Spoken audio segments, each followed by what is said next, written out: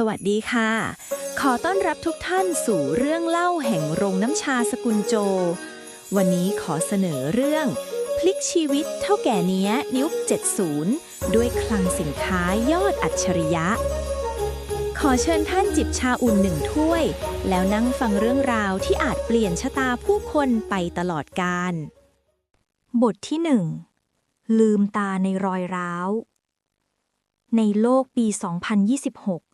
เฉินซีเสียชีวิตท่ามกลางความเงียบเหงาบนเตียงโรงพยาบาลที่แพงที่สุดในประเทศ รอบข้างเธอไม่มีเสียงร้องไห้ มีเพียงเสียงกระซิบของทนายและเหล่าญาติพี่น้องที่กำลังถกเถียงกันเรื่องส่วนแบ่งมรดกพันล้านที่เธอสร้างมาด้วยน้ำพักน้ำแรง สิ่งสุดท้ายที่เธอจำได้คือความเย็นเยือกในหัวใจ ความจริงที่ว่าเธอเป็นเพียงเครื่องผลิตเงินให้คนพวกนั้นจนลมหายใจสุดท้าย แต่แล้วความเย็นเยือกนั้นกลับถูกแทนที่ด้วยความร้อนรุ่มและกลิ่นอับชื้น เฉินซีลืมตาขึ้นมาอย่างยากลำบาก ภาพที่เห็นไม่ใช่เพดานสีขาวสะอาดของโรงพยาบาล แต่เป็นหลังคามุงจากที่ผุพังจนมองเห็นแสงอาทิตย์ลอดผ่าน ร่างกายของเธอหนักอึ้งและร้อนเผาราวกับถูกไฟเผา เธอพยายามขยับตัวแต่กลับรู้สึกถึงความเจ็บปวดที่เสียดแทงไปทั่วไขสันหลังเฉินซีลูกแม่เจ้าฟื้นแล้วหรือเสียงอุทานที่แหบพร่าและสั่นเครือดังขึ้นข้างหูเฉินซีพยายามกวาดสายตาที่พร่ามัวมองไปตามเสียงเธอเห็นใบหน้าของหญิงคนหนึ่งที่สู้ผอมจนเห็นโหนกแก้มชัดเจนดวงตาคู่นั้นแดงก่ำและเต็มไปด้วยคราบน้ำตาเสื้อผ้าที่เธอสวมใส่มีแต่รอยปะชุนและดูเก่าจนบอกสีเดิมไม่ได้เฉินซีชะงักไปชั่วครู่แม่หรือในความทรงจำสุดท้ายแม่ของเธอคือสตรีที่แต่งตัวด้วยแบรนด์เนมหัวจรดเท้าและจะเข้ามาหาเธอเฉพาะตอนที่ต้องการเครดิตการ์ดใบใหม่เท่านั้นแต่ผู้หญิงตรงหน้ากลับกำลังประคองมือที่สากและระคายเคืองของเธอขึ้นมาแนบแก้มพร้อมสะอื้นให้ราวกับจะขาดใจ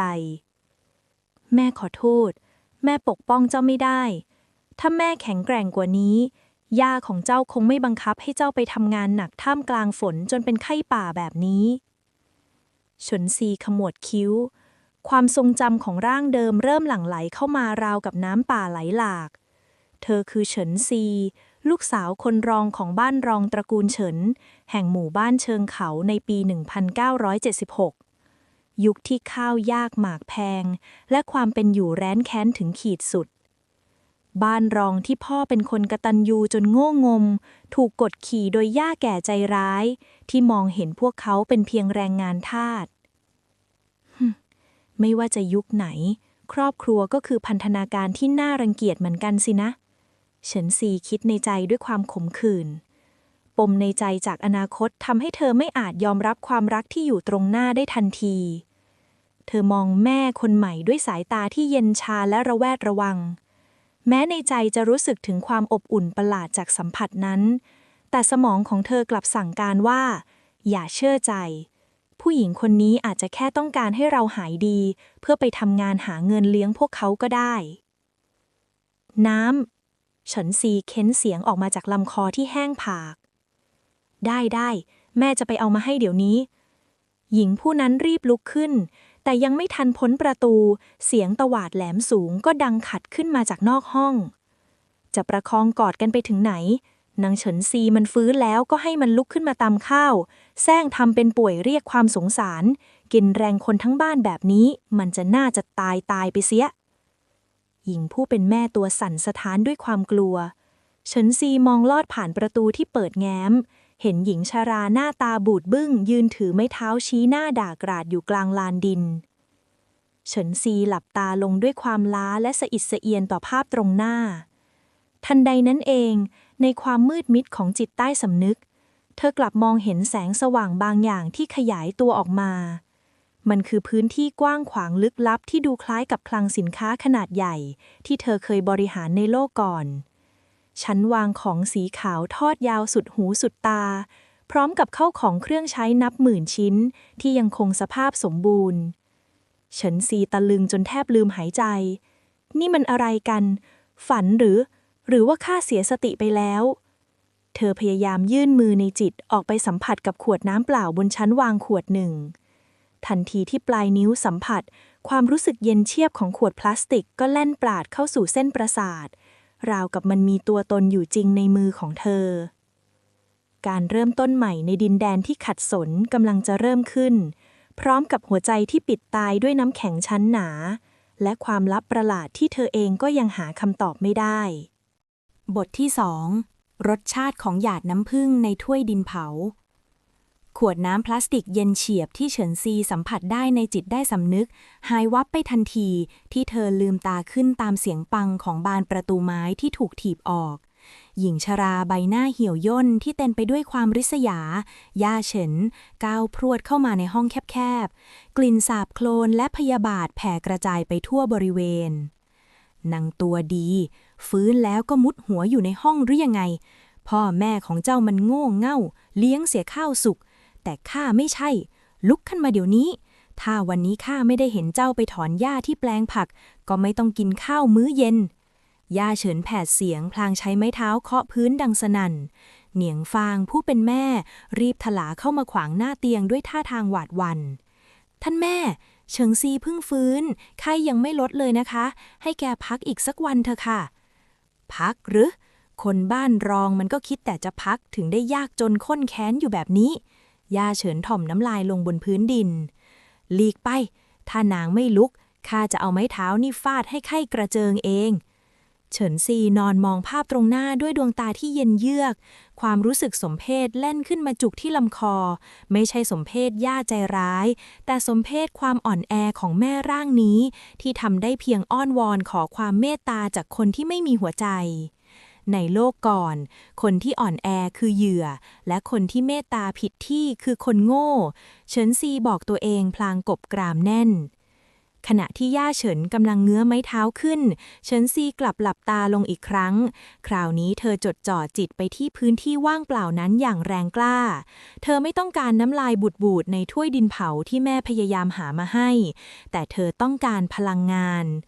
ในมิติลับนั้นบนชั้นวางของโซนอาหารสำเร็จรูปเธอเห็นช็อกโกแลตแท่งบรรจุห่อสีทองเลอค่าเธอเอื้อมมือในจินตนาการไปหยิบมันแล้วนึกถึงฝ่ามือของตนเองที่ซ่อนอยู่ใต้ผ้าห่มผืนบางมาสิออกมาวูบหนึ่งความเย็นและน้ำหนักของวัตถุบางอย่างสัมผัสเข้าที่กลางฝ่ามือเฉินซีใจกระตุกเธอแอบแกะห่อฟอยล์อย่างเงียบเชียบภายใต้การปกปิดของผ้าห่มกลิ่นหอมหวานของโกโก้และนมที่เธอไม่คิดว่าจะได้สัมผัสอีกต่ายชาตินี้ลอยแตะจมูกเธอรีบหักชิ้นเล็กๆเข้าปากรสชาติหวานล้ำละลายบนลิ้นส่งพลังงานซ่านไปทั่วร่างที่อ่อนแอจะนอนตายซากอยู่อีกนานไหมย่าเฉินกระชากผ้าห่มออกแต่เฉินซีไวพอที่จะซ่อนช็อกโกแลตไว้ในซอกนิ้วแล้วกลืนส่วนที่เหลือลงไปอย่างรวดเร็วเธอลืมตาขึ้นจ้องหน้าหญิงชราแววตาที่เทยหม่นแสงของเด็กสาวหัวอ่อนหายไปสิ้นเหลือแต่สายตาคมกริบของผู้บริหารที่เคยคุมคนนับพันฉันจะลุกขึ้นมาเดี๋ยวนี้แต่ถ้าฉันไปลมกลางทุ่งผักแล้วคนในหมู่บ้านเห็นว่าหัวหน้าหมู่บ้านหวังเดินผ่านมาด้วยพอดีย่าคิดว่าชื่อเสียงของบ้านใหญ่ตระกูลฉันที่ท่านรักนักหนาจะเหลืออะไรคะย่าเฉินชะงักไม้เท้าที่เงื้อค้างอยู่สั่นกึกเธอไม่เคยเห็นนางหลานสาวคนนี้กล้าต่อปากต่อคำแถมคำพูดนั้นยังแทงใจดำเรื่องหน้าบางของบ้านใหญ่อย่างแม่นยำเจ้ากล้าขู่ข้าหรือเปล่าค่ะฉันแค่เตือนเฉินซีพยุงกายลุกขึ้นนั่งอย่างมั่นคงความหวานของช็อกโกแลตทำให้เธอมีแรงขึ้นมาอย่างประหลาดถ้าฉันตายไปตอนนี้แรงงานฟรีๆของบ้านรองหายไป1 คนย่าจะยอมให้ป้าสะใภ้ใหญ่ลงไปถอนหญ้าแทนไหมคะคำพูดนี้เหมือนน้ำเย็นจัดที่ราดลงบนหัวย่าเฉินเพราะลูกสะใภ้บ้านใหญ่คือยอดดวงใจที่เธอไม่เคยยอมให้ลำบากหญิงชราฝึดฝัดกัดกรามกรอดก่อนจะสะบัดหน้าเดินออกไปฝากไว้ก่อนเถอะนางเด็กเหลือขอเย็นนี้ถ้าข้าเห็นหญ้าเหลืออยู่แม้แต่ต้นเดียวเจ้าตายแน่หลังจากย่าเฉินสะบัดหน้าออกจากห้องไปทิ้งไว้แต่เสียงปังของประตูที่สั่นสะเทือนไปถึงขั้วหัวใจของคนในห้องเหนียงฟางซุดตัวลงนั่งข้างเตียงด้วยอาการสั่นเทรลเธอโผล่เข้ามากอดเฉินซีไว้แน่นน้ำตาแห่งความอัดอั้นไหลอาบแก้ม ซีกเฉินซีลูกแม่ เจ้าไม่ควรพูดเช่นนั้นเลย ถ้าพ่อของเจ้ากลับมาแล้วรู้เข้า เขาจะเสียใจเพียงใดที่ลูกเถียงคำไม่ตกฟากกับย่า เฉินซีมองดูไหล่ที่สั่นเทอของแม่ด้วยแววตาที่ว่างเปล่า เธอไม่ได้กอดตอบ แต่ก็ไม่ได้ผลักไส ในใจเธอกำลังประเมิน แม่รักฉันจริง หรือรักในความกตัญญูที่ครอบครัวนี้ปลูกฝังกันแน่ ถ้าพ่อเสียใจที่ฉันปกป้องตัวเอง งั้นพ่อก็ควรเสียใจที่ปล่อยให้ฉันไปนอนตากฝนจนเกือบตายด้วยนะคะ เฉินซีเอ่ยเสียงเรียบพลางค่อยๆดึงมือแม่ออก แม่ไปเอาน้ำให้ฉันเถอะค่ะ ฉันคอแห้งเหลือเกิน เหนียงฟางชะงักไปกับความเย็นชาในน้ำเสียงของลูกสาว แต่ด้วยความห่วงใยเธอจึงรีบปาดน้ำตาแล้วลุกขึ้นเดินออกจากบ้านไปที่ครัวหลังบ้านเพื่อหาน้ำอุ่นให้ ทันทีที่ผ่านหลังของแม่พ้นประตูบ้านไป เฉินซีหันไปมองเฉินตงและเฉินหลู่ที่ยังยืนตัวสั่นอยู่มุมห้อง เด็กทั้งสองมองเธอด้วยสายตาที่ผสมปนเประหว่างความกลัวและความเลื่อมใสที่พี่สาวกล้าต่อกรกับย่าใจร้าย เข้ามานี่ค่ะ เฉินซีกวักมือเรียกเสียงเบา เด็กทั้งสองคลานเข้ามาที่ข้างเตียง เฉินซีแบมือที่ซ่อนอยู่ใต้ผ้าห่มออก เผยให้เห็นช็อกโกแลตสีทองที่หักเป็นชิ้นเล็กๆ กลิ่นหอมหวานที่พวกเขาไม่เคยรู้จักมาก่อนฟุ้งกระจายในอากาศสั้นๆ นี่คืออะไรคะพี่ใหญ่ เฉินหลู่ถามพลางกลืนน้ำลาย ของดีที่จะทำให้พวกเธอมีแรง เฉินซียัดชิ้นขนมเข้าปากน้องทั้งสองคนอย่างรวดเร็วก่อนที่แม่จะกลับมาจำไว้เรื่องนี้รู้แค่เรา3 คนห้ามบอกแม่และห้ามบอกพ่อเด็ดขาด เฉินตงเคี้ยวขนมด้วยความตกตะลึงรสชาติหวานล้ำทำให้เขาน้ำตาคลอทำไมบอกแม่ไม่ได้ล่ะครับที่ใหญ่ เฉินซีสบตาเด็กชายด้วยความนิ่งลึก เพราะถ้าแม่รู้พ่อก็จะรู้ และถ้าพ่อรู้พ่อก็จะเอาไปบอกย่าเพราะความกตัญญูของเขาแล้วพวกเธอจะได้กินมันอีกตลอดชีวิตเลยอยากให้เป็นแบบนั้นไหมคะเด็กทั้งสองสายหน้าขวับทันทีด้วยความหวาดกลัวปนกับความซาซึ้งที่พี่สาวมอบของล้ำค่าให้ชั้นซีลอบยิ้มในใจกำแพงชั้นแรกถูกสร้างขึ้นแล้วเธอไม่ได้ซื้อพวกเขาด้วยความรักแต่เธอซื้อด้วยความลับและผลประโยชน์ที่เธอมั่นใจมากกว่าความกตัญญูที่กินไม่ได้เหล่านั้นบทที่ 3 เงาใต้แสงแดดแผดเผาแสงแดดยามสายของฤดูใบไม้ร่วงไม่ได้ให้ความอบอุ่นแต่มันกลับแผดเผาจนผิวหนังที่แห้งกร้านของเฉินซีแสบร้อนเธอเดินโงนเงียนถือจอบเก่าๆมุ่งหน้าไปยังแปลงผักท้ายหมู่บ้านร่างกายนี้ช่างเปราะบางเสียจนการเดินเพียงไม่กี่ร้อยเมตรก็ทำให้หอบเหนื่อยพี่ใหญ่ให้ผมช่วยถือจอบเธอครับเฉินตงน้องชายวัย8 ขวบวิ่งตามมาติดๆแววตาของเด็กน้อยที่เพิ่งได้ลิ้มรสช็อกโกแลตเมื่อครู่ดูมีความหวังและเทิดทูนเธออย่างปิดไม่มิดเฉินซีมองน้องชายด้วยสายตาเรียบเฉยเธอยังไม่พร้อมจะรับความรู้สึกบริสุทธิ์นั้นถือตัวเองให้รอดก่อนเถอะอาตงถ้าใครถามว่าฉันเอาอะไรให้กินห้ามหลุดปากเด็ดขาดไม่อย่างนั้นฉันจะไม่มีวันให้เธออีกเด็กชายรีบตะขุบปากตัวเองพยักหน้าหงึกงักอย่างเชื่อฟังเมื่อถึงแปลงผักเธอพบชายวัยกลางคนที่มีใบหน้าซื่อจนดูโง่งมกำลังง่วนอยู่กับการถากหญ้าอย่างเอาเป็นเอาตายเขาคือเฉินเพิ่งพ่อของร่างนี้ทันทีที่เขารู้ว่าลูกสาวเดินมาถึงเขาก็รีบวางมือแล้ววิ่งเข้ามาหาเฉินซีลูกออกมาทำไมใครยังทันไม่ทันดีเลยกลับไปนอนพักเถอะเดี๋ยวพ่อจะเร่งมือทำส่วนของลูกให้เองน้ำเสียงของเขามีความห่วงใยอย่างเปี่ยมล้นเฉินซีมองดูหยาดเหงื่อที่ไหลท่วมใบหน้าของผู้เป็นพ่อใจหนึ่งเธอก็รู้สึกวูบไหวแต่อีกใจหนึ่งกลับนึกถึงภาพย่าเฉินที่ยืนด่ากราดแล้วถ้าย่าไม่เห็นว่าพ่อทำงานแทนฉันพ่อจะทำยังไงคะจะยอมให้ย่าด่าว่าหรือจะยอมโดนหักแต้มค่าแรงของบ้านรองอีกล่ะเฉินเพิ่งชะงักไปคำพูดของลูกสาวจี้ใจดำจนเขาพูดไม่ออกเขาได้แต่ก้มหน้าหลบสายตาพ่อจะคุยกับย่าเองท่านคงไม่ใจร้ายขนาดนั้นใจไม่ร้ายงั้นหรือเฉินซีลอบยิ้มยอกในใจความกตัญญูที่ไร้สมองของชายตรงหน้าทำให้เธอนึกถึงหุ้นส่วนในอนาคตที่เคยบอกว่าเราต้องเห็นแก่ส่วนรวมแต่สุดท้ายก็ฮุบบริษัทเธอไปจนหมดพ่อทำงานของพ่อไปเถอะค่ะส่วนของฉันจัดการเอง เฉินซีเดินเลี่ยงไปอีกฝั่งของแปลงผักเธอซุดกายลงนั่งแล้วเริ่มถอนหญ้าอย่างช้าๆในจังหวะที่ไม่มีใครสังเกตเธอลองตั้งจิตเรียกมิติลับอีกครั้งเธอต้องการน้ำดื่มที่มีเกลือแร่เพื่อประทังความอ่อนเพลียเธอจ้องมองไปที่ขวดน้ำเกลือแร่ในคลังสินค้าในหัวและพยายามดึงมันออกมาเหมือนตอนช็อกโกแลตแต่คราวนี้ขวดน้ำมีขนาดใหญ่กว่าเดิมมากทันทีที่เธอออกแรงดึงในจิตความรู้สึกเหมือนถูกเข็มพันเล่มแทงเข้าที่ขมับก็แล่นพล่านร่างกายของเธอสั่นสะท้านมือไม้สั่นเทาจนแทบจะทรงตัวไม่อยู่พลังกายไม่พอหรือเฉินซีหน้าซีดเผือดเหงื่อเย็นผุดพรายตามแผ่นหลังเธอเพิ่งตระหนักได้ว่ามิติลับนี้ไม่ใช่ของฟรีทุกอย่างต้องแลกมาด้วยพลังชีวิตของเธอเองยิ่งของชิ้นใหญ่และมีน้ำหนักมากเท่าไหร่เธอก็ยิ่งต้องจ่ายราคาแพงเท่านั้น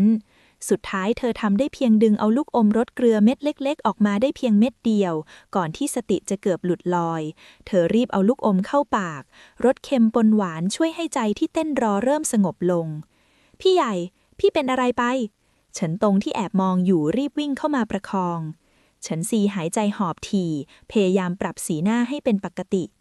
ฉันแค่หน้ามืดอาตงไปเอาน้ำในถังมาให้ฉันหน่อยขณะที่เธอกำลังนั่งพักสายตาของเธอก็เหลือบไปเห็นเงาร่างของคนกลุ่มหนึ่งเดินผ่านมาทางถนนลูกรังหนึ่งในนั้นคือชายหนุ่มในชุดเครื่องแบบที่ดูสะอาดสะอ้านและมีสง่าราศีตัดกับภาพลักษณ์ของชาวบ้านทั่วไปดวงตาของเฉินซีสบเข้ากับดวงตาคมกริบของเขาเข้าอย่างจังชายคนนั้นหยุดกระทันหันแววตาของเขาฉายความฉงนเมื่อเห็นเด็กสาวท่าทางซูบซีดแต่กลับมีแววตาที่แข็งกร้าวและลึกซึ้งราวกับผู้ใหญ่ที่ผ่านโลกมานับไม่ถ้วนนั่นคือการพบกันครั้งแรกระหว่างเธอกับเซี่ยจือหันแม้จะไร้ซึ่งคำพูดแต่เฉินซีสัมผัสได้ทันทีว่าคนคนนี้อันตรายเธอก้มหน้าลงทำงานต่อปิดกลั้นทุกความรู้สึกและย้ำเตือนตัวเองว่าในโลกที่เธอยืนอยู่นี้ไม่มีใครที่ไว้ใจได้แม้แต่ความเฮงซวยที่ส่งเธอมาที่นี่ก็ตามบทที่ 4 ภัยตายในเงาจันทร์หลังจากผ่านพ้นการทำงานหนักที่แปลงผักมาทั้งวันเฉินซีกลับมาถึงบ้านในสภาพที่เรี่ยวแรงแทบจะสิ้นสูญร่างกายที่สู้ผอมนี้เรียกร้องการพักผ่อนแต่สมองของผู้บริหารสาวกลับยังคงทำงานอย่างหนักเธอไม่ได้มองหาที่นอนแต่มองหาโอกาสช่วงพลบค่ำคือเวลาที่บ้านใหญ่ตระกูลเฉินจะคึกคักเป็นพิเศษเสียงชามกระทบกันและกลิ่นอาหารหอมๆลอยมาจากบ้านหลักที่ย่าเฉินอาศัยอยู่กับครอบครัวของลุงใหญ่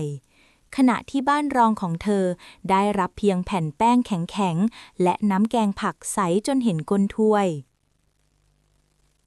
กินเถอะลูกพ่อแอบเก็บไข่ต้มไว้ให้เจ้าครึ่งฟองเฉินเพิงกระซิบบอกพลางยื่นไข่ต้มซีกเล็กๆที่ซ่อนไว้ในฝ่ามือให้เฉินซีมองดูไข่ซีกนั้นแล้วมองหน้าพ่อที่เต็มไปด้วยรอยยิ้มซื่อๆความรู้สึกขัดแย้งแล่นเข้ามาในใจเขารักฉันจริงหรือแค่ทำตามสัญชาตญาณพ่อที่ต้องเลี้ยงลูกให้รอดเพื่อสืบทอดตระกูลเธอรับไข่มาแต่แบ่งออกเป็น2 ส่วนแล้วยัดใส่ปากเฉินตงและเฉินลู่อย่างรวดเร็วฉันไม่หิวค่ะพ่อกินเถอะเธอกล่าวตัดบทก่อนจะเดินเลี่ยงออกมาทางหลังบ้านเฉินซีอาศัยจังหวะที่ทุกคนกำลังวุ่นวายกับการกินข้าวแอบย่องไปทางห้องเก็บเสบียงของบ้านหลักเธอสังเกตมาหลายวันแล้วว่าจางชิวหัวป้าสะใภ้ใหญ่ผู้ที่ย่าเฉินยกย่องว่าเป็นกุลสตรีประเสริฐมักจะเข้าออกห้องเก็บเสบียงในเวลาที่คนอื่นไม่อยู่เสมอท่ามกลางแสงจันทร์สลัวเฉินซีเห็นเงาร่างท้วมของป้าสะใภ้ใหญ่กำลังลนลานยัดถุงผ้าเล็กๆใส่ไว้ในตะกร้าซักผ้าแล้วรีบใช้ผ้าขี้ริ้วปิดทับไว้ท่าทางมีพิรุษนั้นไม่ได้รอดพ้นสายตาคมกริบของอดีตนักธุรกิจสาวไปยักยอกของส่วนกลางงั้นหรือช่างกล้าทำใต้จมูกย่าเฉินจริงๆเฉินซีลอบยิ้มเย็นเธอยืนนิ่งอยู่ในเงามืดรอจนป้าสะใภ้ใหญ่เดินพ้นไปจึงแอบเข้าไปสำรวจจุดที่อีกฝ่ายเพิ่งออกมาเธอพบว่าถุงแป้งขาวและน้ำมันหมูส่วนกลางหายไปจำนวนหนึ่งหากเรื่องนี้แดงขึ้นมาย่าเฉินที่รักกฎระเบียบและหวงแหนทรัพย์สินยิ่งกว่าชีวิตคงได้อกแตกตาย และป้าสะใภ้ใหญ่ที่เป็นลูกสะใภ้ตัวอย่างก็จะถูกตราหน้าทันทีเฉินซีไม่ได้วิ่งไปบอกย่าเฉินการแฉทันทีจะได้เพียงความสะใจชั่วคราวแต่สำหรับนักบริหารข้อมูลคืออาวุธที่ต้องใช้ให้ถูกเวลาเธอเดินกลับมาที่ห้องนอนแคบๆของตัวเองหลับตาลงแล้วเข้าสู่มิติลับอีกครั้งคราวนี้เธอไม่ได้นำของออกมาแต่เธอเข้าไปเพื่อตรวจสอบขีดจำกัดในคลังสินค้านี้มีสมุดบันทึกและปากกาเธอหยิบมันออกมาแล้วเริ่มจดลำดับเหตุการณ์และจุดอ่อนของทุกคนในบ้านใหญ่ที่เธอสังเกตเห็นย่าเฉินรักเงินและหน้าตาลุงใหญ่เห็นแก่ตัวและขี้ขลาดป้าสะใภ้ใหญ่โลภและมือไวเธอมองรายการเหล่านั้นด้วยสายตาหมาดหมันการแยกบ้านในยุคนี้ไม่ใช่เรื่องง่ายพ่อของเธอคงไม่ยอมทิ้งความกตัญญูไปง่ายๆถ้าไม่มีแรงผลักดันที่รุนแรงพอและความลับของป้าสะใภ้ใหญ่ก็นับเป็นจุดเริ่มต้นที่ยอดเยี่ยมอย่างหนึ่งพี่ใหญ่ทำไมยังไม่นอนครับเฉินตงกระซิบบอกขณะที่คลานมานอนข้างๆเฉินซีรีบเก็บสมุดเข้าไปในมิติลับทันทีกำลังคิดเรื่องสนุกๆอยู่น่ะอาตงอีกไม่นานเราจะได้ออกจากกระท่อมผุๆนี้กันเสียทีจริงหรือครับเด็กชายตาโตด้วยความหวังจริงสิแต่ต้องรอให้เหยื่อติดกับเสียก่อนเฉินซีเอ่ยเสียงเบาแววตาของเธอสะท้อนแสงจันทร์ดูน่าเกรงขามจนเด็กน้อยเผลอขนลุกในหัวของเธอไม่ได้มีเพียงแผนการแยกบ้านแต่เธอกำลังคำนวณต้นทุนและกำไรของการเป็นมนุษย์ในโลกนี้และไพ่ใบแรกของเธอกำลังเริ่มทำงานแล้วบทที่ 5 กับดักที่ว่างเปล่าเช้าวันต่อมาบรรยากาศในบ้านตระกูลเฉินคุกรุ่นไปด้วยความผิดปกติย่าเฉินนั่งอยู่บนตะกร้าหวายหน้าบ้านสายตาเหี่ยวคอยจับจ้องมาทางบ้านรองไม่วางตานางสังเกตเห็นว่านางเด็กเหลือขอเฉินซีและน้องๆของมันดูไม่เหมือนคนอดอยากอย่างที่ควรจะเป็นผิวพรรณที่เคยซีดเซียวกลับดูมีเลือดฝาดและที่สำคัญอาตงแอบหัวเราะร่าเริงผิดปกตินางเนียงฟางพาลูกๆของเจ้าออกมาให้หมดย่าเฉินแผดเสียงเรียกพลางกระแทกไม้เท้าเฉินเผิงที่กำลังจะออกไปทำงานถึงกับสะดุ้งรีบวิ่งมาหาท่านแม่มีเรื่องอะไรหรือครับทำไมต้องเอะอะโวยวายแต่เช้าไอ้โง่เฉินเผิงเจ้าโดนเมียกับลูกหลอกเอาแล้วนะสิย่าเฉินชี้หน้าข้าสงสัยว่าพวกมันแอบซุกซ่อนของกินเอาไว้หรือไม่ก็ขโมยเงินข้าไปซื้อของดีๆกินกันเองไม่อย่างนั้นนางเฉินซีที่ปางตายจะลุกขึ้นมาปากดีได้ยังไงเนียงฟางหน้าซีดเผือดรีบคุกเข่าลงไม่จริงนะคะแม่พวกเราจะไปเอาเงินมาจากไหนข้าวแต่ละมื้อท่านก็เป็นคนแจกจ่ายเองทั้งนั้นหุบปากข้าจะค้นห้องพวกเจ้าเดี๋ยวนี้ย่าเฉินไม่ฟังเสียงนางสั่งให้ลุงใหญ่และป้าสะใภ้ใหญ่เดินนำเข้าไปในกระท่อมหลังเล็กของบ้านรองทันทีเฉินซีที่ยืนดูเหตุการณ์อยู่เงียบๆรู้สึกถึงแรงสั่นสะเทือนในใจมาแล้วสินะสัญชาตญาณความโลภของคนพวกนี้เธอรีบตั้งสติจดจ่อจิตไปที่พื้นที่ในคลังสินค้าอัจฉริยะในมิติลับนั้นเธอเพิ่งนำห่อขนมปังและไข่ดิบ2-3 ฟองที่แอบเก็บมาจากคลังมาวางไว้ในมุมมืดใต้เตียงเพื่อเตรียมให้พ่อน้องๆกินคืนนี้หากคนพวกนั้นเข้าไปเจอเธอและครอบครัวต้องเดือดร้อนแน่หายไปกลับเข้าไปเดี๋ยวนี้เฉินซีสั่งการในจิตอย่างรวดเร็วความรู้สึกหน่วงที่ขมับเกิดขึ้นทันทีร่างกายเธอสั่นเล็กน้อยแต่เธอกัดฟันสู้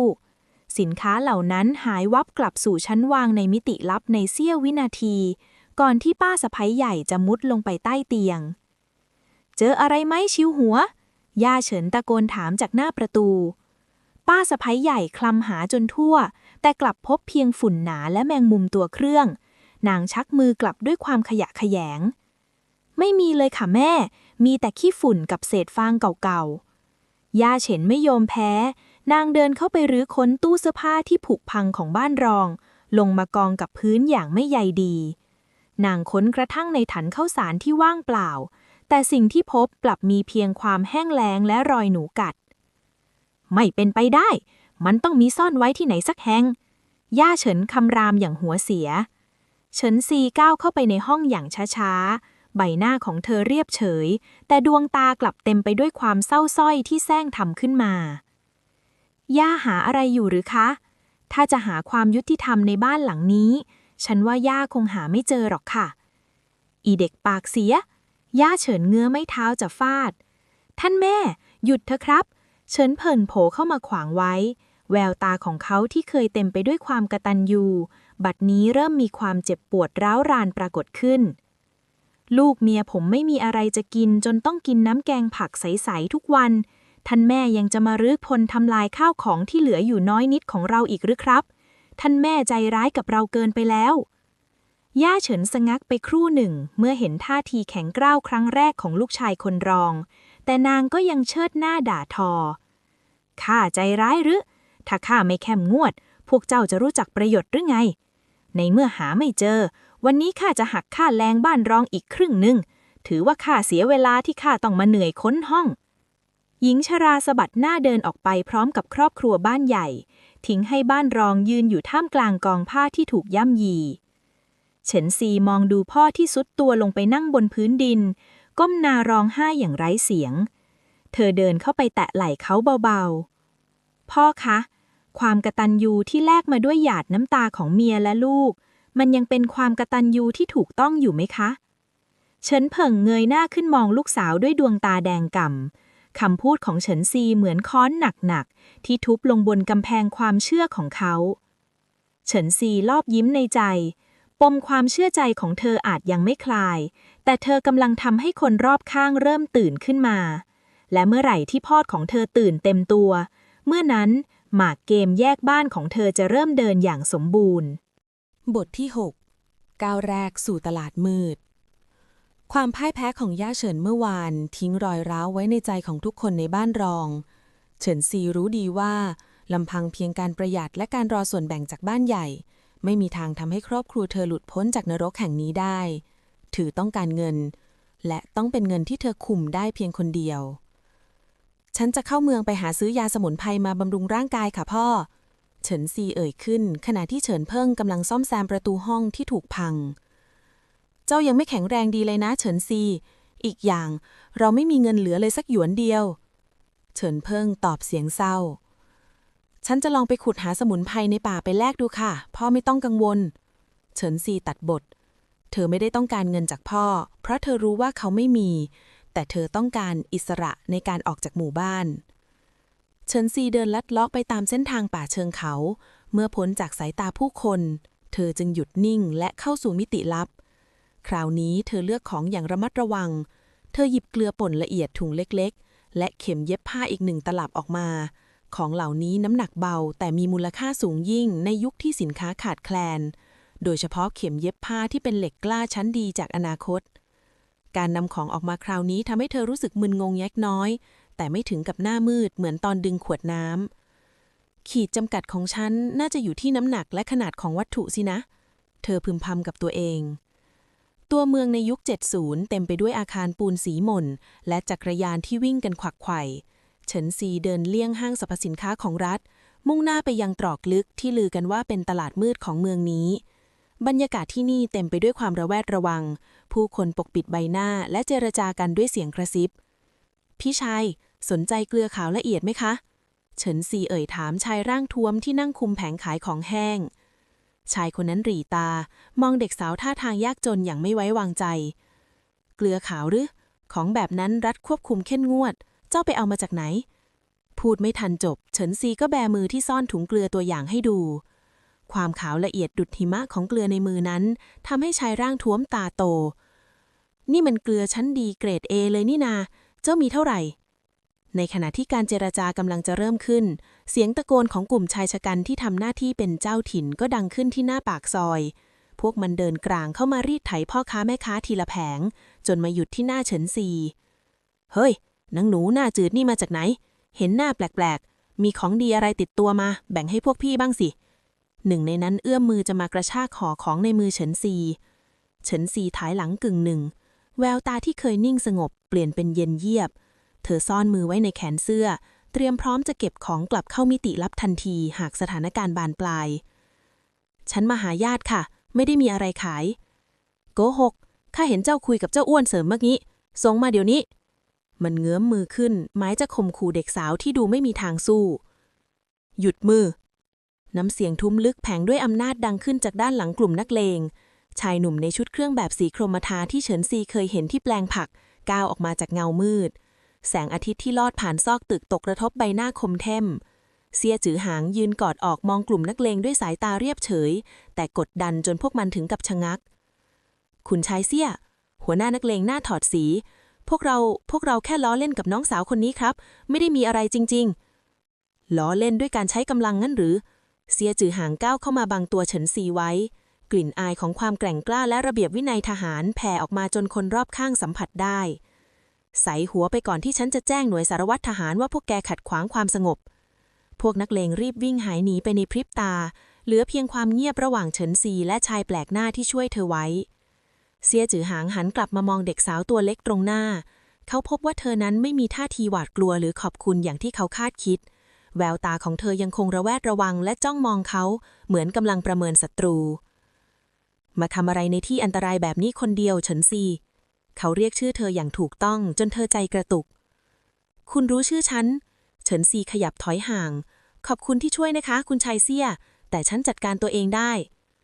จัดการตัวเองด้วยการเอาชีวิตมาเสี่ยงในตลาดมืดงั้นหรือเขาหรี่ตามองห่อของที่เธอซ่อนไว้เก็บของเธอไว้เถอะวันนี้ลาดตระเวนจะเข้าตรวจพื้นที่นี้ในอีก10 นาทีถ้าไม่อยากจะถูกจับตามฉันมาเฉินซีมองหน้าเขาอย่างช่างใจปมความไม่ไว้วางใจในใจเธอเตือนว่าผู้ชายคนนี้อาจมีจุดประสงค์อื่นแต่สัญชาตญาณนักบุรกิจบอกเธอว่าการตามเข้าไปตอนนี้คือทางเลือกที่มีกำไรสูงที่สุดเธอจึงพยักหน้าเงียบๆและเดินตามแผ่นหลังกว้างของเซี่ยจือหางไปโดยไม่รู้เลยว่าก้าวนี้จะเปลี่ยนกระดานชีวิตของเธอไปตลอดกาลบทที่ 7 พันธสัญญาในถ้วยชาร้านน้ำชาเล็กๆในตรอกลึกดูสงบเงียบผิดกับความวุ่นวายในตลาดมืดเมื่อครู่เสียจือหางเลือกที่นั่งมุมในสุดที่สามารถมองเห็นทางเข้าออกได้ชัดเจนเขาผายมือให้เฉินซีนั่งลงอย่างสุภาพท่าทางของเขาดูเป็นธรรมชาติจำน่าประหลาดใจสำหรับชายที่กุมอำนาจทหารที่นี่ปลอดภัยเจ้าของร้านเป็นคนเก่าแก่ของตระกูลผมเขาเอ่ยเรียบๆพลางรินน้ำชาร้อนๆส่งให้เธอดื่มเสียหน่อยสิสีหน้าของคุณดูไม่ดีเลยเฉินซีรับถ้วยชามาถือไว้แต่ไม่ได้ดื่มเขาสัมผัสได้ถึงความร้อนที่แผ่ซ่านผ่านถ้วยกระเบื้องคุณชายเซี่ยมีอะไรจะพูดกับฉันก็เชิญเถอะค่ะการที่คนอย่างคุณยอมเสียเวลาช่วยเด็กสาวชาวบ้านอย่างฉันคงไม่ใช่แค่เพราะความใจบุญหรอกใช่ไหมคะเซี่ยจือหางเลิกคิ้วขึ้นเล็กน้อยรอยยิ้มจางๆปรากฏที่มุมปากคุณตรงไปตรงมาดีนะเฉินซีงั้นผมขอถามตรงๆเกลือขาวที่คุณมีนั่นคุณไปเอามาจากไหนของคุณภาพขนาดนั้นแม้แต่ในเสบียงกองทัพยังหาได้ยากเฉินซีวางถ้วยชาลงเสียงกระทบโต๊ะเบาๆแต่หนักแน่นในความรู้สึกโลกนี้มีสิ่งที่เรียกว่าโชคลาภของคนยากอยู่ค่ะคุณชายฉันบังเอิญเจอแหล่งของเก่าที่ถูกฝังไว้ใต้ดินใกล้เชิงเขาถ้าฉันบอกพิกัดไปคุณคงจะยึดมันเป็นของรัฐใช่ไหมคะนี่คือการโกหกที่แนบเนียนที่สุดเจอพยายามดึงจุดอ่อนของข้าราชการที่ชอบอ้างสิทธิ์ของรัฐมาเป็นข้ออ้างถ้ามันเป็นของที่มีเจ้าของผมก็ไม่ยึดหรอกค่ะเสียจือขังจ้องลึกเข้าไปในดวงตาของเธอเหมือนพยายามค้นหาความจริงแต่การที่เด็กสาวคนหนึ่งแบกของมีค่าเข้าตลาดมืดเพียงลำพังมันคือการเอาชีวิตไปทิ้งชัดๆชีวิตของฉันมันถูกทิ้งมาตั้งแต่วันที่ฉันเกิดในบ้านรองตระกูลเฉินแล้วค่ะคุณชายเฉินซีตอบด้วยน้ำเสียงเย็นชาปมในใจเรื่องครอบครัวทำให้แววตาของเธอแข็งกร้าวขึ้นเงินเท่านั้นที่จะซื้ออิสระให้ฉันได้และถ้าคุณชายเซี่ยกังวลเรื่องความปลอดภัยทำไมคุณไม่มาเป็นทางออกให้ฉันล่ะคะคำถามนี้ทำให้เซี่ยจือหางชะงักทางออกงั้นหรือกองทัพต้องการเสบียงที่ดีที่สุดและฉันมีแหล่งของพวกนั้นแทนที่ฉันจะเอาชีวิตไปเสี่ยงในตลาดมืดฉันส่งของให้คุณโดยตรงคุณได้ผลงานได้เสบียงคุณภาพส่วนฉันได้เงินและร่มเงาของคุณมาคุ้มครองครอบครัวข้อเสนอนี้มีกำไรทั้งสองฝ่ายไม่ใช่หรือคะเซี่ยจือหางมองผู้หญิงตรงหน้าด้วยความทึ่งในยุคที่ผู้คนยังหวาดกลัวอำนาจรัฐแต่เด็กสาวคนนี้กลับกล้าใช้เขาเป็นโล่กำบังแถมยังเสนอข้อตกลงด้วยท่าทีของผู้คุมเกมคุณรู้ไหมว่าการค้าขายกับกองทัพมีระเบียบซับซ้อนแค่ไหนฉันไม่สนระเบียบค่ะฉันสนแค่ผลลัพธ์เฉินซีโน้มตัวไปข้างหน้าเล็กน้อยตอนนี้ฉันมีเกลือบริสุทธิ์และเข็มเหล็กกล้าชั้นดี ถ้าคุณชายสนใจพรุ่งนี้เวลาเดิมที่เดิมฉันจะเอาของตัวอย่างมาให้คุณดูเพิ่มเซี่ยจือหังนิ่งเงียบไปครู่หนึ่งก่อนจะพยักหน้าตกลงผมจะรับพิจารณาข้อเสนอของคุณแต่มีข้อแม้1 ข้อฉันซีขมวดคิ้วอะไรคะห้ามเข้าตลาดมืดนั้นคนเดียวอีกถ้ามีอะไรให้คนขับรถของผมที่สถานีไปรับผมไม่อยากให้คู่ค้าของผมหายตัวไปก่อนที่สัญญาจะเริ่มฉันซีรอบยิ้มในใจแม้เธอจะยังไม่ไว้ใจเขาเต็มร้อยแต่การมีเบี้ยตัวใหญ่ระดับเซี่ยจือหังอยู่ในมือย่อมดีกว่าการเดินหมากตัวคนเดียวในกระดานที่โหดร้ายนี้เธอลุกขึ้นยืน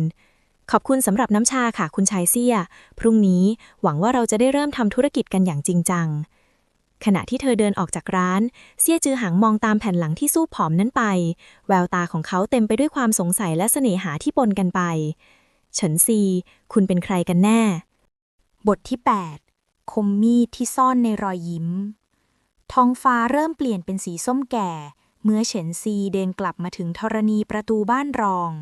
เธอพยายามปรับลมหายใจให้เป็นปกติแม้ร่างกายจะอ่อนล้าจากพละกำลังที่เสียไปกับการใช้มิติลับในเมือง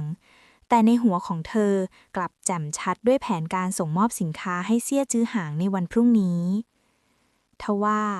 ยังไม่ทันที่เธอจะก้าวเท้าเข้าห้องนอนเสียงฝีเท้าที่หนักและมั่นคงของใครบางคนก็ดังขึ้นจากทางด้านหลังไปไหนมาทั้งวันน่ะนางตัวดีข้าเห็นเจ้าเดินลับๆล่อๆออกจากหมู่บ้านไปตั้งแต่เช้าจางชิวหวาหรือป้าสะใภ้ใหญ่ยืนกอดอกพิงเสาเรือนใบหน้าอวบอิ่มนั้นบิดเบี้ยวด้วยความริษยาและจ้องจับผิดเฉินซีหยุดกึกเธอไม่หันไปมองในทันทีแต่ค่อยๆจัดระเบียบเสื้อผ้าที่มักน้อยของเธอให้เรียบร้อยฉันไปหาเก็บของป่ามาประทังชีวิตค่ะป้าสะใภ้ใหญ่ย่าไม่ได้แจกธัญพืชให้บ้านรองมา2 วันแล้วถ้าไม่หาเองพวกเราคงต้องนอนรอความตายโกหกของป่าอะไรของเจ้าหน้าตาเจ้าดูมีลับลมคมในนักป้าสะใภ้ใหญ่ยื่นมือหมายจะกระชากตะกร้าเปล่าที่หลังของเฉินซีแต่มือเล็กๆที่ดูบอบบางกลับคว้าข้อมือของนางไว้ด้วยแรงที่มหาศาลอย่างไม่น่าเชื่ออย่างไม่ทันปล่อยนะเจ้ากล้าลองดีกับข้าหรือนางเด็กไม่มีหัวนอนปลายเท้าเฉินซีค่อยๆหันกลับมาจ้องตาป้าสะใภ้ใหญ่แววตาที่เคยนิ่งสงบตอนนี้เยือกเย็นจนหน้าขนลุกเธอยิ้มบางๆเป็นรอยยิ้มที่ไม่ได้ไปถึงดวงตาป้าสะใภ้ใหญ่คะคำว่าขโมยของจากโกดังส่วนกลางนี่เป็นคำที่อันตรายมากนะคะโดยเฉพาะกับคนที่แอบยัดถุงแป้งขาวกับน้ำมันหมูใส่ตะกร้าผ้าเมื่อคืนนี้คำพูดนั้นเหมือนสายฟ้าที่ฟาดลงกลางใจของจางชิวหวานางหน้าซีดเผือดในพริบตาข้อมือที่พยายามจะสะบัดออกกลับสั่นกึกเจ้าพูดเรื่องบ้าอะไรข้าไม่เข้าใจไม่เข้าใจจริงๆหรือคะเฉินซีโน้มตัวเข้าไปกระซิบข้างหูเสียงของเธอเบาหวิวแต่ชัดเจนทุกคำถ้าฉันบอกย่าว่าแป้งขาวที่หายไปไม่ได้อยู่ที่หนูรังควานแต่อยู่ใต้เต็นท์ในห้องนอนของป้าย่าที่รักกฎระเบียบยิ่งกว่าชีวิตจะจัดการกับสะใภ้ยอดกตัญญูอย่างป้าอย่างไรดีนะเจ้าเห็นจางชิวหวาเสียงสั่นเครือจนแทบจะกลายเป็นเสียงครางฉันเห็นทุกอย่างค่ะเฉินซีปล่อยมือออกพลางปัดเสื้อผ้าของตัวเองเบาๆฉันไม่ได้อยากหาเรื่องใครตราบเท่าที่คนคนนั้นไม่มาขวางทางเดินของฉันดังนั้นต่อจากนี้ไปเรื่องที่ฉันจะเข้าเมืองหรือจะทำอะไรป้าสะใภ้ใหญ่ควรจะตาบอดและหูหนวกเสียบ้างนะคะไม่อย่างนั้นความลับนี้อาจจะปลิวไปถึงหูย่าก่อนมื้อเช้าวันพรุ่งนี้ป้าสะใภ้ใหญ่ยืนตัวแข็งทื่อราวกับถูกสาปความโอหังเมื่อครู่หายไปสิ้นเหลือเพียงความหวาดระแวงและขลาดกลัวนางมองเด็กสาวตรงหน้าเหมือนมองเห็นปีศาจในคราบมนุษย์เฉินซีเดินเข้าห้องไปโดยไม่หันกลับมามองอีกเธอปิดประตูลงกลอนอย่างแน่นหนาก่อนจะซุดตัวลงบนเตียงฟางความจริงใจในครอบครัวที่เธอไม่เคยได้รับในโลกอนาคตยิ่งตอกย้ำให้เธอเห็นว่าการมีความลับและอำนาจเหนือผู้อื่นเท่านั้นจะทำให้เธอปลอดภัยเธอหลับตาลงเข้าสู่มิติลับเพื่อเตรียมเกลือและเข็มเย็บผ้าชุดใหญ่สำหรับข้อตกลงกับเซี่ยจือหางในโลกที่ทุกคนใส่หน้ากากเข้าหากันข้าจะเป็นคนคุมหน้ากากเหล่านั้นเองเฉินซีบอกกับตัวเองท่ามกลางความมืดมิดบทที่ 9 มูลค่าของความจริงร้านน้ำชาแห่งเดิมในยามเช้าดูเคร่งขรึมกว่าเมื่อวานเฉินซีก้าวเข้าไปในห้องส่วนตัวด้วยท่าทางสงบนิ่ง แม้ในตะกร้าสารใบเล็กของเธอจะมีเพียงห่อผ้าธรรมดาแต่ภายในนั้นกลับบรรจุทุนร้อนที่จะเปลี่ยนชีวิตของเธอและครอบครัวเมื่อเปิดประตูเข้าไปเธอไม่ได้พบเพียงเซี่ยจือหางที่นั่งรออยู่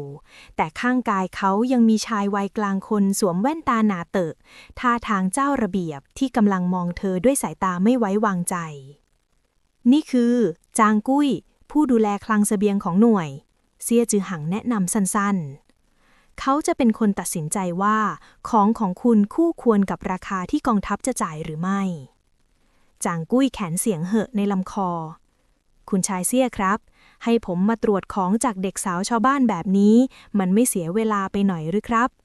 ของดีๆเกรดส่งออกน่ะรัฐบาลคุมไว้หมดแล้วจะมาตกอยู่ในมือเด็กคนนี้ได้อย่างไรเฉินซีไม่ได้โต้ตอบด้วยคำพูดเธอเพียงแต่ยิ้มบางๆแล้วค่อยๆวางห่อผ้าลงบนโต๊ะเธอคลี่ผ้าออกทีละชั้นเผยให้เห็นถุงเกลือขาวบริสุทธิ์และตลับเข็มเย็บผ้าเหล็กกล้าที่ส่องประกายวาววับล้อแสงไฟเชิญตรวจดูเถอะค่ะท่านเจ้าหน้าที่จางของดีหรือไม่ได้อยู่ที่ปากคนพูดแต่อยู่ที่ตัวสินค้าเองเฉินซีเอ่ยเสียงเรียบจางกุ้ยขยับแว่นสายตาเขาหยิบช้อนคันเล็กขึ้นมาตักเกลือขึ้นมาดูใกล้ๆแววตาที่เคยดูแคลนเริ่มสั่นไหวนี่มันขาวสะอาดไม่มีสิ่งเจือปนเลยแม้แต่น้อยรสชาติเค็มแหลมแต่ทิ้งความหวานนวลไว้ที่ปลายลิ้นนี่ไม่ใช่เกลือจากนาเกลือทั่วไปแน่ๆเขารีบวางช้อนแล้วหยิบเข็มเย็บผ้าขึ้นมา1 เล่มเขาพยายามใช้นิ้วงอมันแต่เข็มกลับคืนตัวได้อย่างรวดเร็วและไม่มีรอยร้าวเหล็กนี่มันเหนียวและแข็งแกร่งกว่าเข็มที่นำเข้าจากสหภาพโซเวียตเสียอีกเธอไปเอาของพวกนี้มาจากไหนฉันบอกคุณชายเซี่ยไปแล้วว่ามันคือโชคลาภของฉันสิ่งที่สำคัญกว่าที่มาคือปริมาณที่ฉันสามารถหาให้คุณได้และราคาที่คุณยินดีจะจ่ายจางกุ้ยหันไปมองเซี่ยจือหางด้วยความตื่นเต้นที่เพิ่มขึ้นทุกวันคุณชายครับของพวกนี้ถ้าเอาไปใช้ในหน่วยพยาบาลและโรงงานเย็บชุดทหารจะช่วยลดงบประมาณการซ่อมแซมได้มหาศาลส่วนเกลือนี่ดีต่อสุขภาพทหารมากกว่าเกลือปนดินที่ใช้อยู่ตอนนี้แน่ๆเซี่ยจือหังพยักหน้าช้าๆเขามองเด็กสาวตรงหน้าด้วยความทึ่งที่เพิ่มขึ้นทุกวันแล้วราคาที่คุณต้องการล่ะเฉินซีคำนวณในใจอย่างรวดเร็วเธอไม่ได้ต้องการเพียงเงินแต่ต้องการอิทธิพลเกลือถุงละ10 หยวนและเข็มตลับละ5 หยวนค่ะแต่ฉันไม่รับเพียงเงินสดฉันต้องการคูปองอาหารและคูปองผ้าในจำนวนที่เท่ากันด้วยในยุคนี้เงินมีค่าแต่คูปองมีค่ามากกว่าเพราะมันคือใบเบิกทางสู่สินค้าที่ถูกควบคุมตกลงเซี่ยจือหังตอบทันทีโดยไม่ต่อรองจางกุ้ยจัดการเบิกงบฉุกเฉินมาจ่ายให้คุณหนูเฉินซีเดี๋ยวนี้เมื่อการส่งมอบเสร็จสิ้นเฉินซีได้รับซองหนาที่บรรจุธนบัตรและคูปองล้ำค่าไว้ในเป็นครั้งแรกที่เธอรู้สึกถึงอำนาจที่แท้จริงในมือครั้งหน้าฉันอยากได้สิ่งที่มากกว่าเกลือและเข็มคุณพอจะหายาปฏิชีวนะได้ไหมเซี่ยจือหังกระซิบถามขณะที่เฉินซีกำลังจะลุกจากไปเฉินซีชะงักไปครู่หนึ่งยาปฏิชีวนะในยุคนี้มีค่าประดุจทองคำและถูกควบคุมอย่างเข้มงวดที่สุดการนำมันออกมาจากมิติลับต้องแลกกับพลังกายที่มหาศาลทางเงื่อนไขดีพอไม่มีอะไรที่ฉันหาไม่ได้ค่ะเธอก้าวเดินออกจากร้านน้ำชาด้วยหัวใจที่เต้นรัวไม่ใช่เพราะความกลัวแต่เพราะความตื่นเต้นในเกมธุรกิจที่เธอกำลังจะเป็นผู้ชนะและเงินก้อนนี้จะเป็นลิ่มตัวแรกที่เธอจะใช้ตอกลงไปในรอยร้าวของบ้านตระกูลเฉินเพื่อแยกบ้านออกมาให้ได้บทที่10ทางแพร่งของความภักดีค่ำคืนนั้นภายในกระท่อมหลังเล็กของบ้านรองอับอนไปด้วยกลิ่นหอมจางๆของหมั่นโถแป้งขาวนุ่มที่เฉินซีแอบนำออกมาจากมิติลับเธอแบ่งให้เหนียงฟางเฉินตงและเฉินลู่คนละลูกพร้อมกับเนื้อเค็มชิ้นเล็กๆที่หาได้ยากยิ่งในยุคนี้กินเถอะค่ะแม่อาตงอาลู่ของพวกนี้ฉันได้มาจากการแลกเปลี่ยนสมุนไพรในเมืองห้ามให้คนบ้านใหญ่เห็นเด็ดขาดนะคะเฉินซีกำชับขณะที่มองดูน้องๆกินอย่างตระกะตระกามด้วยความหิวโหยเหนียงซางมือสั่นขณะถือหมั่นโถ เฉินซีลูกแม่ของพวกนี้มันแพงมากนะเจ้าไปเอามาจากไหนกันแน่แม่กังวลเหลือเกินกังวลเรื่องอะไรคะแม่กังวลว่าเราจะอิ่มหรือกังวลว่าเราจะมีความสุขเกินหน้าเกินตาท่านย่าเฉินซีเอ่ยถามด้วยน้ำเสียงเรียบเฉยพลางนับปึกเงินและคูปองในมือเฉินซีนี่มันเรื่องอะไรกันเสียงทุ้มที่เต็มไปด้วยความตกตะลึงดังขึ้นที่หน้าประตูเฉินเพิ่งยืนตัวแข็งทื่อมองดูภาพลูกๆที่มีอาหารเต็มปากและมองดูปึกเงินในมือลูกสาวแววตาของเขาเต็มไปด้วยความสับสนและหวาดกลัวพ่อเฉินซีไม่ได้ตระหนกเธอค่อยๆเก็บเงินเข้ากระเป๋าเสื้ออย่างใจเย็นกลับมาเร็วกว่าที่คิดนะคะเงินพวกนั้นอาหารพวกนี้เจ้าไปเอามาจากไหนเฉินเพิ่งถลาเข้ามาคว้าข้อมือลูกสาวเจ้าไปทำเรื่องผิดกฎหมายมาใช่ไหมหรือว่าเจ้าไปขโมยใครมาถ้าทัญญารู้เข้าเราต้องตายกันหมดแน่ๆเฉินซีสะบัดข้อมือออกอย่างแรงแววตาของเธอกลายเป็นเย็นชาดุจน้ำแข็งท่านพ่อคิดว่าลูกสาวของท่านมีความสามารถแค่วิ่งไปขโมยของคนอื่นงั้นหรือคะเงินพวกนี้ฉันหามาได้ด้วยน้ำพักน้ำรางและการเจรจาค้าขายที่ถูกต้องแต่การค้าขายส่วนตัวมันผิดกฎหมายเราต้องส่งมอบให้รัฐหรืออย่างน้อยต้องบอกท่านย่าเฉินเพิ่งกล่าวด้วยน้ำเสียงสั่นเครือตามแบบฉบับคนหัวเก่าที่ถูกปลูกฝังมาบอกท่านย่าเฉินซีหัวเราะเบาๆในลำคอเป็นเสียงหัวเราะที่ฟังดูขื่นจนเหนียงฟางต้องสะอื้นถ้าบอกท่านย่าเงินพวกนี้ก็จะไปอยู่ในกระเป๋าป้าสะใภ้ใหญ่อาหารพวกนี้ก็จะไปอยู่ในท้องของลูกหลานบ้านใหญ่แล้วอาตงกับอาลู่ล่ะคะพวกเขาต้องกลับไปกินน้ำแกงผักใสๆที่ไม่มีแม้แต่เศษข้าวอย่างนั้นหรือเฉินเพิ่งอึกอักแต่ความกตัญญูที่ทำให้ลูกตัวเองต้องอดตายมันคือความเขลาค่ะท่านพ่อเฉินซีก้าวเข้าไปประชันหน้ากับพ่อตอนนี้ท่านมีทางเลือก2 ทาง 1. คือเดินไปบอกท่านย่าตอนนี้เลยแล้วดูเมียกับลูกถูกไล่ออกจากบ้านในสภาพชีเปลือยหรือ 2. เก็บเรื่องนี้เป็นความลับร่วมมือกับฉันแล้วเราจะแยกบ้านออกไปมีชีวิตใหม่ที่มีเนื้อกินทุกมื้อเหนียงฟางรีบไปเกาะแขนสามีพี่เพิ่งฉันขอร้องล่ะดูลูกๆสิคะตั้งแต่เกิดมาพวกแกเคยได้กินอิ่มแบบนี้กี่ครั้งกันเชียวเฉินเพิ่งมองไปที่เฉินตงและเฉินลู่ที่กอดหมั่นโถไว้แน่นด้วยความหวาดกลัวว่าจะถูกแย่งไปความเป็นพ่อในสัญชาตญาณกำลังต่อสู้กับความกตัญญูที่ถูกฝังหัวมาทั้งชีวิตเฉินซีจ้องมองเขาด้วยสายตาที่เปี่ยมไปด้วยการทดสอบเธอไม่ได้ขอความรักจากเขาแต่เธอกำลังขอความภักดีต่อครอบครัวเล็กๆนี้ฉันไม่บังคับท่านพ่อหรอกค่ะถ้าท่านอยากเป็นลูกกตัญญูที่ปล่อยให้ลูกเมียตายก็เชิญเดินออกจากห้องนี้ได้เลย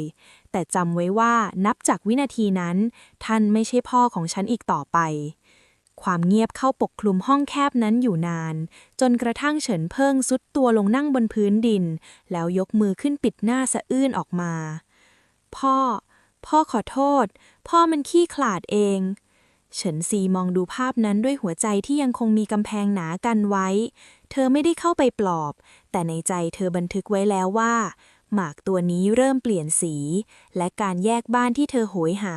กำลังขยับเข้าใกล้ความเป็นจริงไปอีกก้าว